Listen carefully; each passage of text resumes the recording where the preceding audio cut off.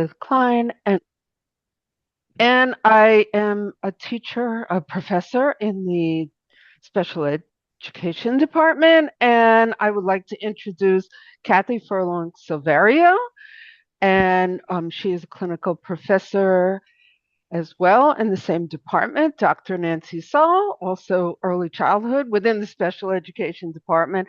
Dr. Morgan Freeman, special education doctoral lecturer within the special education department, and Elaine Gale, a in charge of the deaf and hard of hearing program. So we're excited to share our focus on pedagogy today.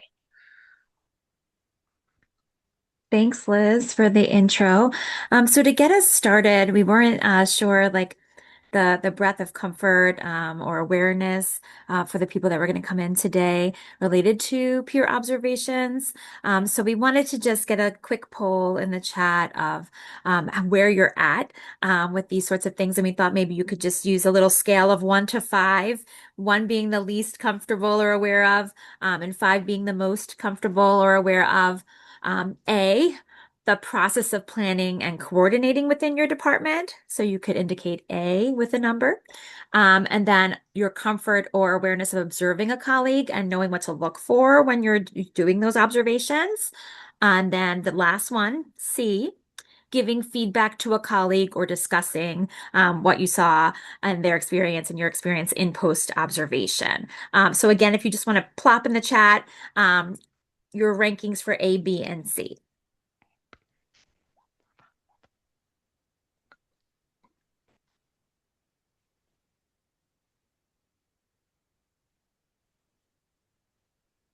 And thank you, Liz, for your model.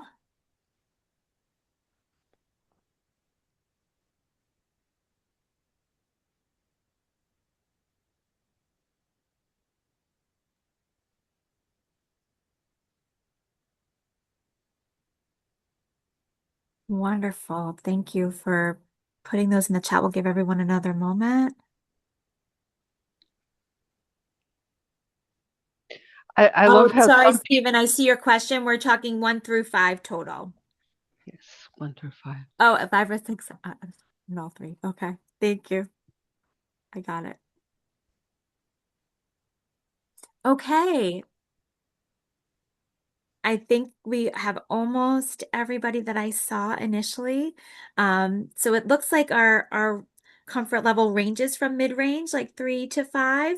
Um, and so I appreciate that. So I'm hoping that just hearing a little bit about how we approach this in the special ed department will give you food for thought. And then we're really just hoping for discussion, and we can't wait to hear the share after as well, to all continue to grow our practice and our thinking about how we conduct these observations.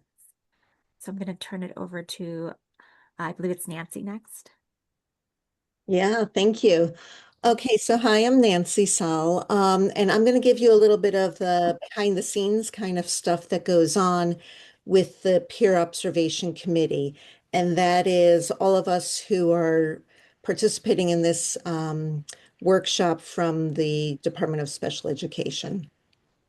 So the committee begins, we come together and review the teaching schedule, and we use that to start the process of matching observers to observees. And there are many things that we consider when we're making the matches. We really try to be as thoughtful and intentional as possible. And so these are some of the things that we look at. We see who is teaching within the same program as people who are doing observations. We see the content that they are teaching, and then we also try to match for the mode of teaching. And in addition to all of this, with all of these things in mind, we also need to consider the CUNY requirements. And so I am going to turn it over to Elaine, who will talk about what we need to pay attention to.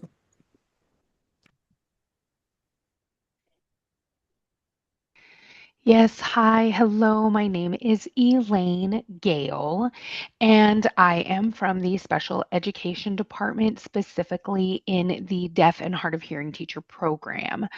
I am actually curious if you wouldn't mind dropping in the chat, letting me know, are you comfortable with, peer observation using the language that comes from PSC CUNY? And one ranking not comfortable at all, and five feeling well versed and comfortable using those languages.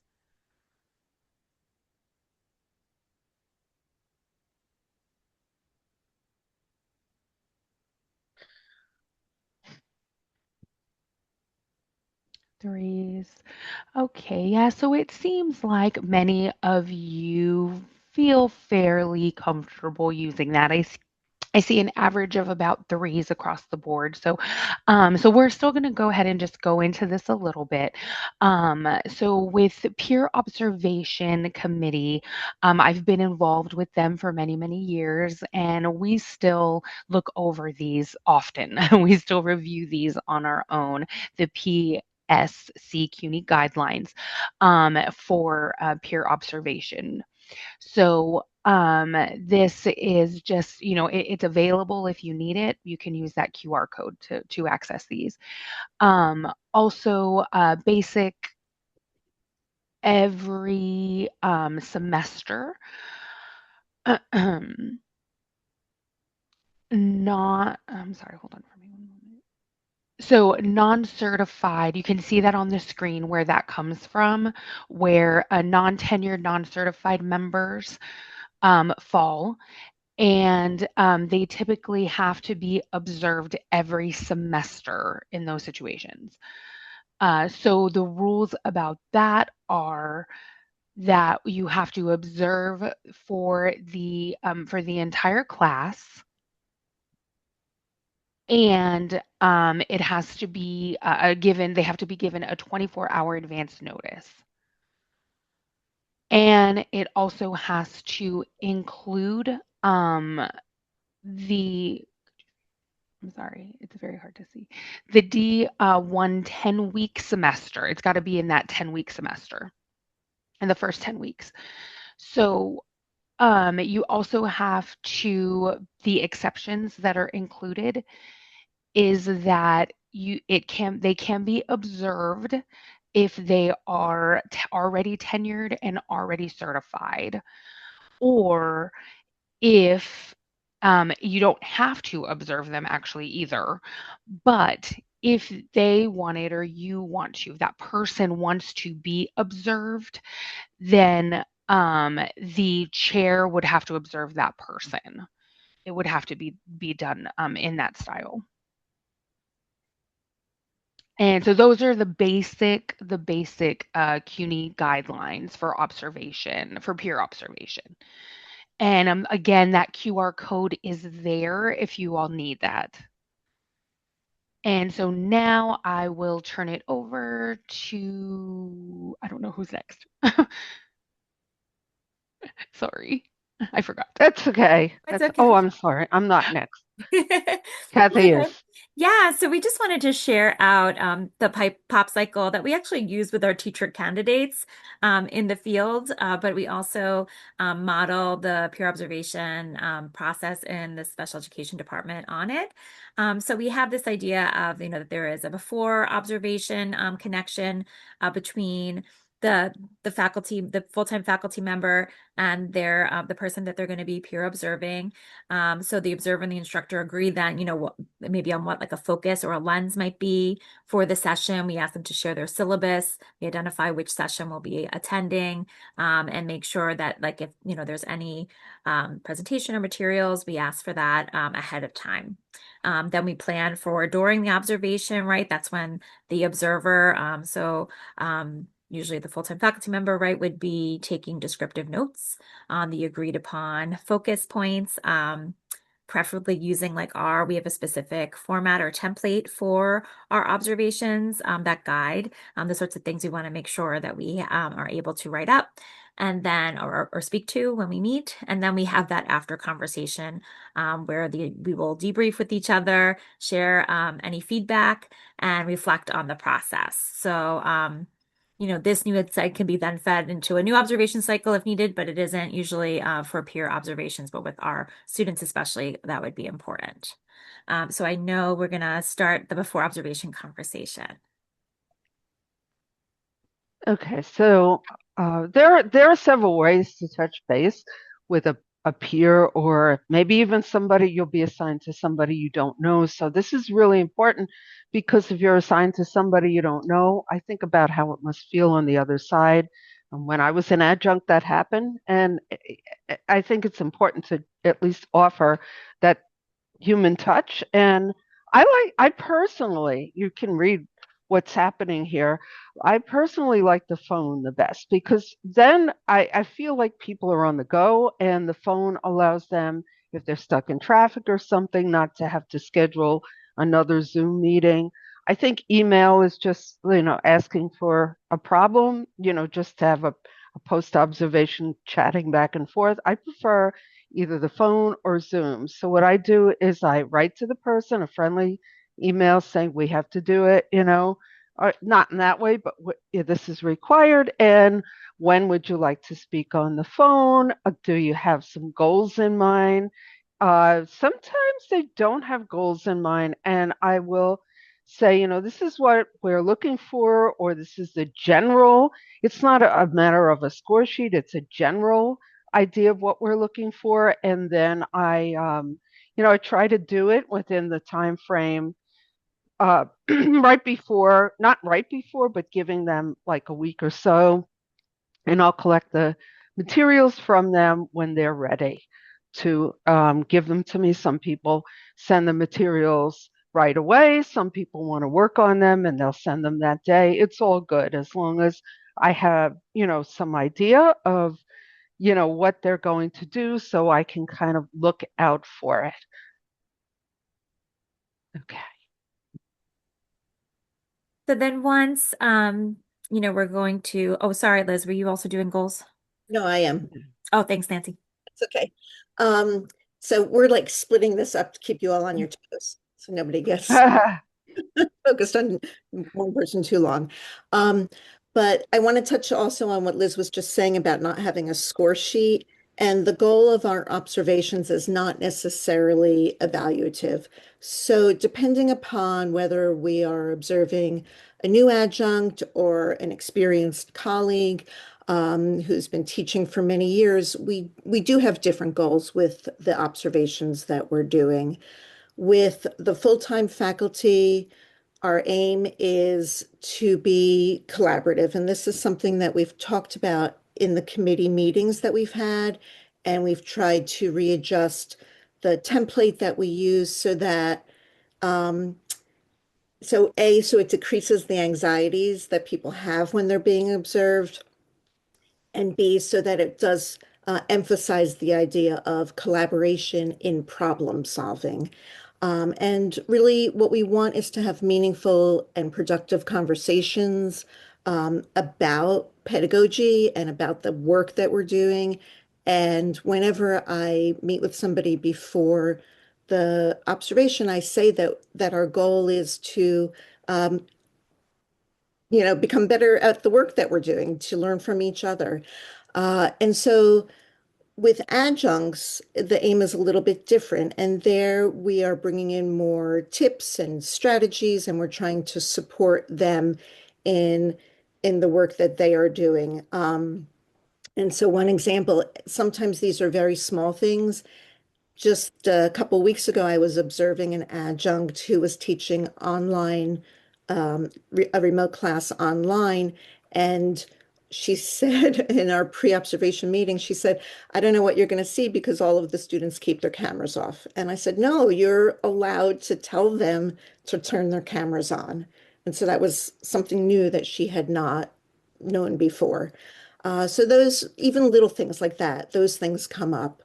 Um, so we do not use a rubric when we are doing observations. As I said, the aim is to increase our practice and our pedagogy. and a rubric would just be too evaluative. It would, like Liz said, it would be this idea of having a score sheet. So just like we do with our student teachers, all of us observe student teachers or practicum students in the field. After we meet with them, we sit down and we say, all right, let's talk about the glow, the thing that you really loved, and the grow, the thing that you want to work on. Um, and so with that in mind, Kathy is going to share next about what we do during the observations. Excellent. Thank you. So yeah, to that end, our post-observation write-up form does have like those elements that Nancy was sharing about in it, where at the end we get to talk about like their strengths and like an area for growth. So we do want to make sure that we kind of give them the opportunity to offer us a lens in that pre-observation conference that can then feed into that. And then of course we have that opportunity to bring up other things that may have come up. And I find one of the ways, if I feel like something else needs to be brought up collaboratively, and respectfully, is through the note taking that's done during the observation. So, having been a mentor teacher in the schools and supervising our student teachers in the field, we work really hard at, what objective note taking is, to be able to, give feedback to those we're observing in a positive way, and also for them to be able to see what we're drawing from, that's as fair as possible, right? So I personally like to scribe the observation, so I'm literally just like note taking exactly what's being said. In our form, it actually specifically asks us to indicate objectively a brief objective summary of the session, and then it gives examples of things like what's the setting, the number of students that are there, the type of class, the instructional method. So, this can be really helpful. Like if I like to use a teacher, or I have the instructor, what they're saying and what the students are saying or doing on the opposite side, or a bullet point list if that helps to make the summation that you need for the write-up later. But this idea of being objective is really important. So the way I make sure to hold myself accountable for that is, even though like you might be like totally impressed by like your colleague and excited about what they're doing, but like they're such a natural, or they have so many, positive things happening. There's helpful tools for students, right? I have this example on this slide, just as like the thing I try to do to help myself accountable, like specifically say what the teacher said that they have, right? So the teacher might have said, I have included a lesson plan template and a rubric for you for this assignment, versus saying, oh, this professor provides helpful tools for students. That may very well be true, and it may be what my summation shows as a strength in the post-observation write-up. But as far as notes for the objective summary and the notes I want to have from during the observation, I want it to be exactly what was said and done, versus that summative sort of subjective thinking. So just to kind of share an approach that I've found very helpful. Morgan, I think, is going to bring us into the post observation. Yes, hi. Okay, so for the post observations, we meet with the person that you were observing, usually within 24 to 48 hours on Zoom. Um, and during this observation, we really do reflect on what we saw and how it went, because as Nancy was really explaining before, we don't use a rubric. The idea is not to feel like this is where you went wrong in your lesson, but it's supposed to be more of a productive conversation during this time. During the post observation, I always like to open the floor to the professor about, how do you think it went? How did you feel? What did you see? Because often they want to share with us, normally we do X, Y, and Z, or sometimes this happens, and really give the space for the person that you observed to share all of the things they were not able to explain while they were leading that class. And then the post observation does differ depending on who you're observing, right? If it's a full-time professor who's your colleague who you see all the time, it will be a different conversation versus someone who's new to Hunter and is really looking for that feedback, that newness. They want to hear, what their Google Classroom or Brightspace looks like. So they really want that input from someone who's been at Hunter versus someone who's been around longer. It's a different conversation, which is fine. You should really let the conversation go naturally, with the idea is that you're coming out with a specific thing that you can kind of pinpoint, that you would maybe give some feedback and constructive, I don't want to say criticism, but to come away with something that you can change and make better for the future. Who's closing? Elaine, do you want to close, or Liz? That's the closer. That's The it. closer, the closer. All right. You're I gonna think, Amazing. Thank you yes, all so, yes. so much. Thank you so much. And now we have Paul McPherron, who's chair of English. And Paul, if you want to introduce yourself and talk about evaluations or Hi, observations. thanks, Gina. Great to be at ACERT again in the lunchtime seminars. I am Paul McPherron, an English professor and a linguist, and a teacher educator as well, but not so much lately. But yeah, for the last 2 years, I've been the department chair, and a former director of ACERT as well. So I really appreciate that the opening, presentation and hit on, I think definitely the way we like to approach it in English, maybe not the way every faculty member approaches it in English, and definitely not the way I think all faculty members approach it in arts and sciences. So I was going to give a little bit of just background about arts and sciences. Can I share my screen? So I think similarly, in English, the idea we have a lot of adjuncts in English. We have a lot of new adjuncts every year. We have a lot of adjuncts on their 10 semesters of, I think it's actually 12, is it now?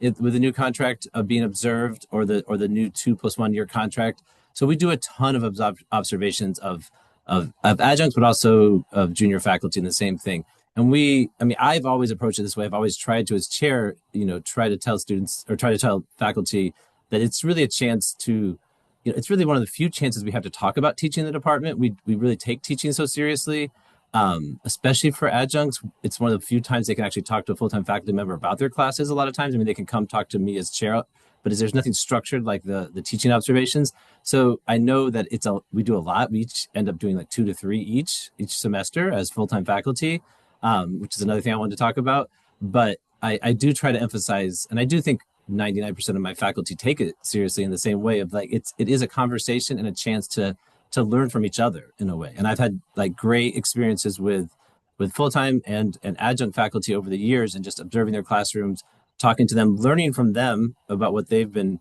doing. And then, of course, where needed, maybe offering suggestions and having that kind of discussion. So we do really take observation seriously in the English department. I was going to say also, because so many adjuncts are moving on to other jobs, and we also have a lot of grad student, a lot of GTF instructors. My observation reports have been used then for like letters of recommendation in the future. So it's really nice to have that as well already kind of like set up. That's just like that. There's a good culture, I think, in general in the English department about doing teaching observations. Maybe I'll start though with the bigger thing of the arts and sciences, because having been also now I'm the co-chair of this council of chairs, and learning about what other departments do, and maybe they don't do it so seriously as the English department tends to do. And maybe part of the reason, and I wanted to just show this, and just as a kind of like thought, maybe we can ask questions later, but this is the official template from the arts and sciences. I don't know if anybody in the School of Education has ever seen this. This is let's see. Oh, I got to share my screen. Just a sec. Let's see. Can everyone see that? So this was revised when Andy Polsky was still here. So I think maybe 2019. So this is, I think, what a lot of, especially the social scientists and the more STEM fields use in arts and sciences, and nothing wrong inherently with it. But as you scroll down, it's maybe a little more rubric-y, or at least checklisty, in terms of this is what I saw, this is what I did. And you'll notice in particular, there's a space to put a summary of the class, but it's usually, when I've seen them, pretty brief, right? It says brief, and it usually is. And then there's these little pull downs where you can say, did they do this? Did they frame the class? Did they have a command of the class materials? And there's a little space here to write stuff, but most folks are going to be observing this, checking a little bit. Did you do this? Did you do this? And not adding a whole lot of comments. There's a place to do it, but it's not really as nearly as robust as what I think the School of Education just showed us. You also notice when I look at like the way it's described, it's very teacher centered, and like, did the teacher get the students to observe or to participate? Did the teacher encourage this? Did the teacher do this?